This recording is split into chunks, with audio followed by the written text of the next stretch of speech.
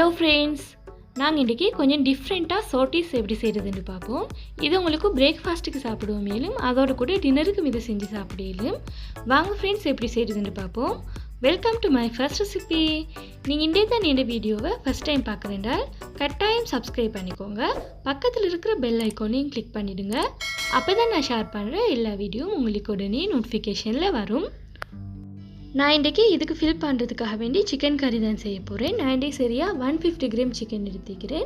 இந்த சிக்கனை நல்லா மஞ்சத்தூளும் சால்ட்டும் போட்டு நல்லா வேக வச்சு எடுத்துட்டு இதை இந்த மாதிரி பிச்சு எடுத்து இதை கொஞ்சம் மிக்ஸி ஜாரில் போட்டு நல்லா அரைச்சி எடுத்துக்குவோம்.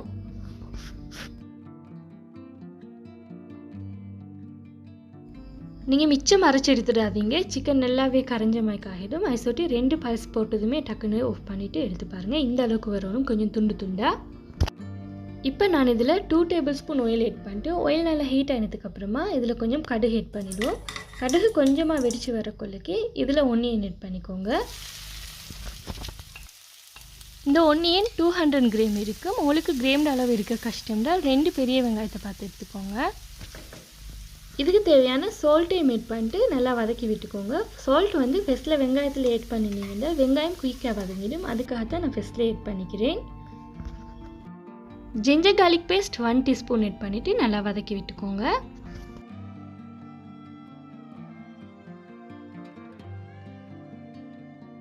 ஒன்றையும் நல்லா வதங்கி ஜிஞ்சர் கார்லிக் பேஸ்ட்டு பச்சை வாசனை போனதுக்கப்புறமா நாம் இதில் கேரட் ஆட் பண்ணிக்குவோம்.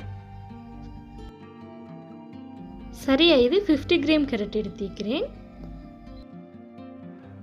கொஞ்சம் லைட்டாக கேரட் வதங்கி வரக்குள்ளக்கி நாம் இதில் மசாலா ஆட் பண்ணிக்குவோம். நான் இதில் ஆட் பண்ணுற மசாலா கட்டர் கொச்சிக்காய், சீரகத்தூள், மஞ்சத்தூள்.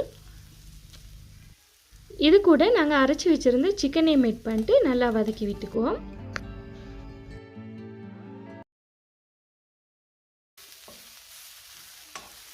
சிக்கனில் எல்லா மசாலாவும் மிக்ஸ் ஆகி நல்ல மசாலா வாசனை போனதுக்கப்புறமா நாம் இதில் சோயா சாஸ் ஆட் பண்ணிக்குவோம்.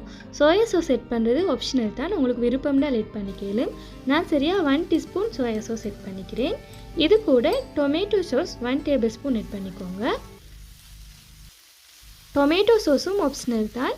இந்த மாதிரி சோயா சாஸும் டொமேட்டோ சாஸும் நல்லா சிக்கனோட மிக்ஸ் ஆகி நல்லா வதங்கினதுக்கப்புறமா அப்படியே ஸ்டவ் ஆஃப் பண்ணிட்டு அப்படியே பிளேட்டில் மாற்றிக்குவோம்.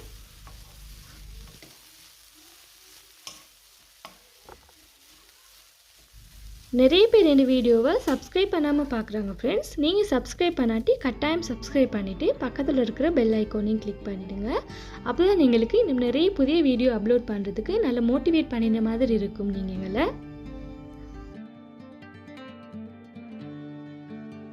இப்போ எங்களோட சிக்கன் கறி ரெடி ஆகிடுது ஃப்ரெண்ட்ஸ். அடுத்து நாங்கள் எப்படி மாக்கு அரைக்கிறதுன்னு பார்ப்போம். மிக்ஸி ஜாரில் சரியாக 1 கப் கோதுமை மாவு ஆட் பண்ணிக்கோங்க.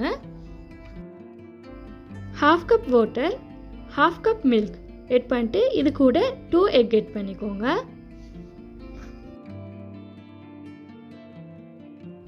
இதுக்கு தேவையான சால்ட்டும் ஆட் பண்ணிட்டு அப்படியே நாம் இதை அரைச்சி எடுத்துக்குவோம்.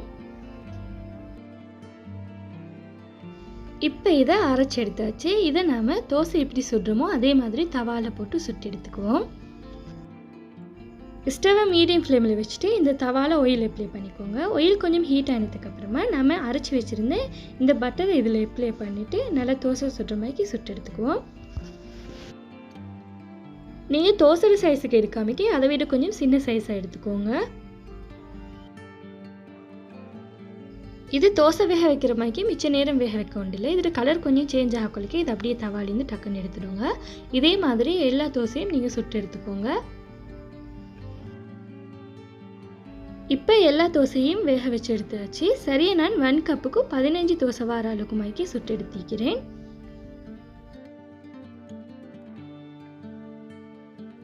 அடுத்தது இதில் 2 டேபிள் ஸ்பூன் கோதுமை ஆட் பண்ணிட்டு இதுக்கு கொஞ்சம் கொஞ்சமாக தண்ணி ஆட் பண்ணி கொஞ்சம் பேஸ்ட்டாக கரைச்சி எடுத்துக்கோங்க.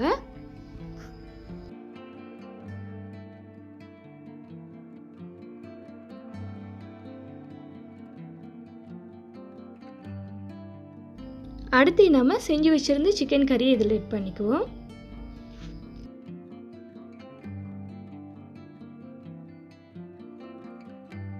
இது இந்த மாதிரி மடிச்சிட்டு நம்ம ஏற்கனவே கரைச்சி வச்சுருந்த அந்த கோதுமாவை இதில் இப்படி அப்ளை பண்ணிக்கோங்க. அப்ளை பண்ணிட்டு இதை நல்லா மடித்து விட்டுக்கோங்க. இதை நம்ம ஆயில் ஃப்ரை பண்ண போகிறோம். ஐசோட்டி வந்து நீங்கள் இதில் அப்ளை பண்ணக்குள்ளைக்கு கொஞ்சம் கூடுதலாகவே பண்ணிக்கோங்க, பிரியாமல் கேட்குறதுக்காக வேண்டியது. நீங்கள் இதே மாதிரி இதுக்கு முந்தைய ட்ரை பண்ணாட்டி நீங்கள் கட்டாயம் ட்ரை பண்ணி பாருங்கள், நல்ல டேஸ்ட்டாக வரும்.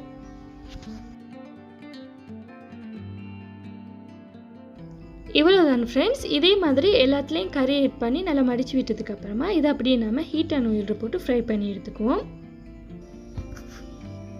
எனக்கு இதுக்கு என்ன பேர் வைக்கிறதுன்னு தெரியலை ஃப்ரெண்ட்ஸ். நீங்கள் இதுக்கு முந்தி இதே மாதிரி ட்ரை பண்ணியிருந்தால் எனக்கு கமெண்ட்டில் சொல்லுங்கள் ஃப்ரெண்ட்ஸ். அப்படி உங்களுக்கு இதில் பேர் என்ன மாதிரி தெரிஞ்சாலும் எனக்கு கமெண்ட்டில் சொல்லுங்கள். இது கொஞ்சமாக நல்லா ஃப்ரை ஆகி நல்லா கோல்டன் ப்ரௌன் கலர் வந்ததுக்கப்புறமா இதை அப்படியே நம்ம பிளேட்டில் மாற்றிக்குவோம். உங்களுக்கு இந்த வீடியோ பிடிச்சிருந்துச்சுனால் ப்ளீஸ் ஃப்ரெண்ட்ஸ் லைக் பண்ணுங்கள், ஷேர் பண்ணுங்கள், கமெண்ட் பண்ணுங்கள், மறக்காமல் சப்ஸ்கிரைப் பண்ணுங்கள். தேங்க்ஸ் ஃபார் வாட்சிங்.